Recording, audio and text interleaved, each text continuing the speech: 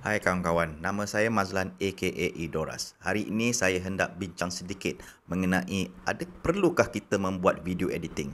Sebab ramai mengatakan kalau kita buat video seperti ini tanpa buat editing, just simple video, mungkin orang tak minat kita nak melihat kita.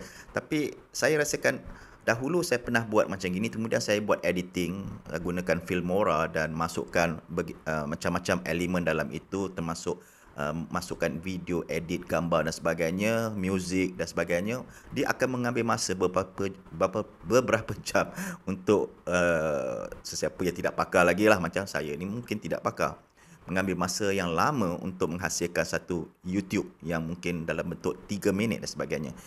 Tapi mulanya saya ingat okeylah, dia akan menggalakkan lebih ramai akan viewkan kita. Tapi kalau saya lihat pun topik yang begitu macam gitu tidak dapat menarik minat ramai orang juga.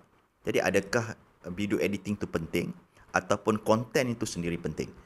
Jadi kalau saya buat konten yang menarik pun, kalau topik kepada yang dalam bentuk YouTube ni tidak begitu gah dan apa kata orang tu, menarik minat orang melihat dan hendak menontonnya, mungkin agak susah juga. Jadi kita buat topik yang gah, mungkin gambar, thumbnail yang canggih, kemudian adalah muzik-muzik dan sebagainya. Mungkin itu adalah elemen-elemen yang boleh menarik minat orang. Tapi pada saya mungkin sekarang sebagai hobi lah, sebagai hobi. Bukanlah saya nak jadi seorang professional YouTuber yang menggunakan macam-macam cara bagi menarik minat orang ramai. Itu secara sampingan saya tidak ada masa. Sebab ada yang mengatakan kalau kita buat setengah minit video, mungkin harganya lebih kurang RM500. Setengah minit, 30 saat.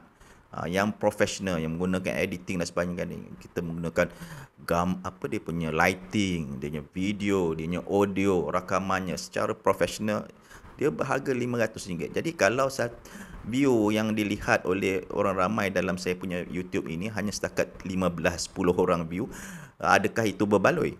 Jadi sehingga satu ketika bila dia tidak jadi viral dan sebagainya dan dapat menarik orang lebih ramai, mungkin adalah berbaloi lah bagi kita untuk meningkatkan lagi kita punya produksinya, kualiti lah.